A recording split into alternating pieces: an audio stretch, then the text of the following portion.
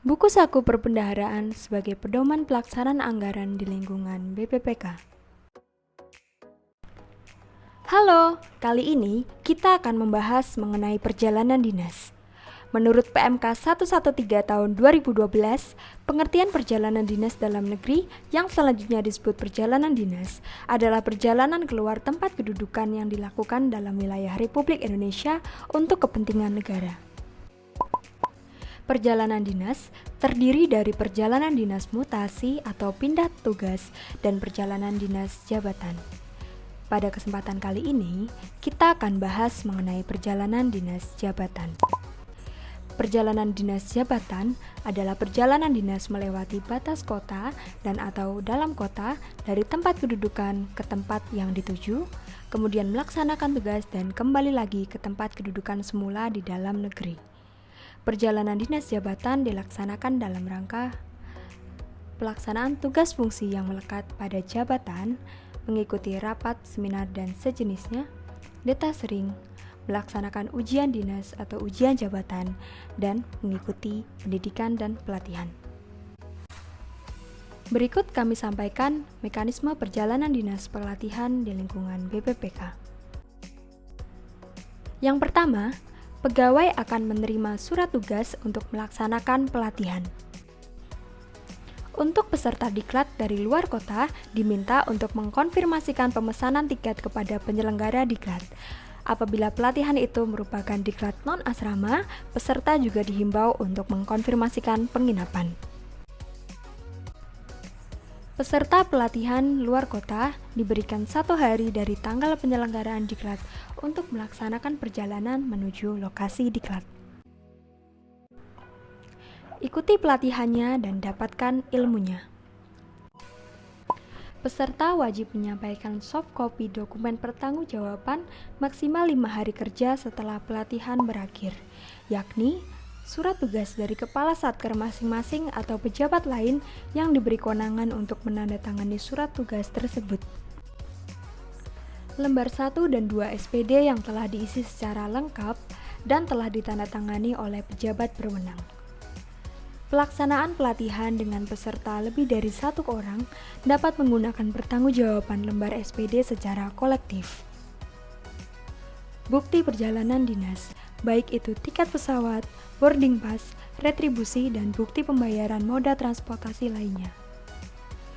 Bukti pembayaran hotel atau tempat menginap lainnya.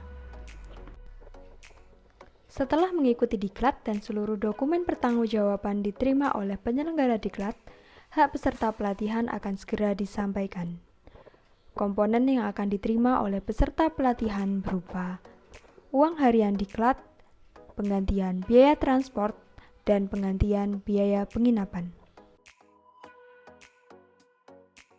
Uang harian perjalanan dinas dalam negeri merupakan penggantian biaya keperluan sehari-hari pejabat negara atau aparatur sipil negara dalam menjalankan perintah perjalanan dinas di dalam negeri.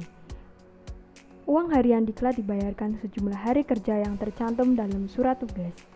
Selain itu, untuk peserta diklat luar kota, ditambahkan uang harian perjadin di tanggal keberangkatan atau kepulangan sesuai dengan surat tugas. Mengacu kepada Instruksi Kepala Badan Pendidikan dan Pelatihan Keuangan Nomor 1 Tahun 2019, pembayaran uang harian perjalanan dinas dalam negeri untuk akun 524111, 524113, akun BLU 525115, 525117 untuk porsi perjalanan dinas dibayarkan maksimal 80% dari tarif SPM. Kecuali untuk pelaksana SPD yang berasal dari KL lain dan atau pihak lain, uang harian perjalanan dinas dalam negeri dalam rangka pindah tugas atau mutasi, serta bantuan evakuasi non-lokal dalam rangka pemberian dana dukungan pemulihan kepada pegawai yang terkena dampak bencana. Dengan demikian, uang harian diklat untuk peserta diklat yang menggunakan DIPA BPPK dibayarkan 80% dari tarif SPM dengan tarif maksimal Rp110.000. Pembayaran uang harian untuk pelatihan dalam kota dan luar kota baik asrama maupun non-asrama, maksimal dibayarkan 20 hari pelaksanaan kegiatan. Untuk kegiatan yang pelaksanaannya di atas 20 hari, selanjutnya dibayarkan uang harian pelatihan sebanyak Rp40.000 per hari. Pembayaran uang harian pelatihan dalam kantor dapat diberikan untuk pelatihan yang diselenggarakan minimal 3 hari. Bagi peserta pelatihan luar kota non-asrama yang pelaksanaan pelatihannya melewati non-hari kerja, uang harian pelatihan dibayarkan sejumlah hari kerja yang tercantum dalam surat tugas di luar hari kedatangan atau kepulangannya. Penggantian biaya transport adalah biaya atas perjalanan dari tempat kedudukan sampai tempat tujuan, termasuk biaya ke terminal bus, stasiun, bandara, maupun pelabuhan keberangkatan dan kepulangan.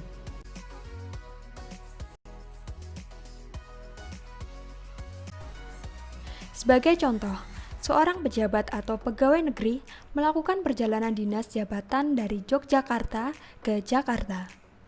Maka, komponen biaya transport adalah biaya taksi dari tempat kedudukan di Yogyakarta ke Bandara New Yogyakarta International Airport sebagai bandara keberangkatan.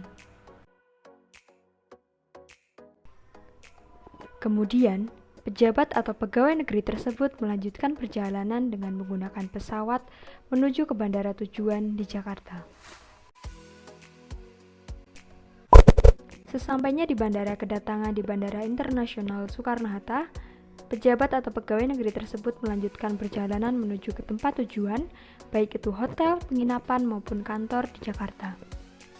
Begitu juga sebaliknya, yakni kembali ke tempat kedudukan semula di Yogyakarta. Jadi, satuan biaya transport merupakan satu rangkaian untuk pulang dan pergi. Nominal transport taksi tersebut merupakan angka estimasi dalam menyusun daftar nominatif sebelum pelaksanaan kegiatan. Pembayaran transport terhadap pelaksana SPD adalah sebesar biaya transport yang dikeluarkan atau at cost. Pemilihan moda transportasi dilakukan dengan memperhatikan prinsip efisiensi. Dan pada tabel yang ditampilkan di layar merupakan satuan biaya perjalanan dinas untuk pulang dan pergi. Penyediaan tiket pesawat dilakukan secara terpusat oleh unit penyelenggara kegiatan. Apabila pelaksana SPD membeli tiket secara mandiri, tiket harus sesuai dengan tanggal dan tempat tujuan yang ditetapkan dalam surat tugas. Bagi pelaksana SPD yang karena alasan tertentu tidak menggunakan moda transportasi umum, sehingga menggunakan kendaraan pribadi sebagai moda transportasinya, maka besarnya penggantian biaya perjadian adalah sejumlah bukti pengeluaran yang sah, misal struk pemberian bensin, tol, dan bukti pengeluaran lain maksimal sebesar SBM.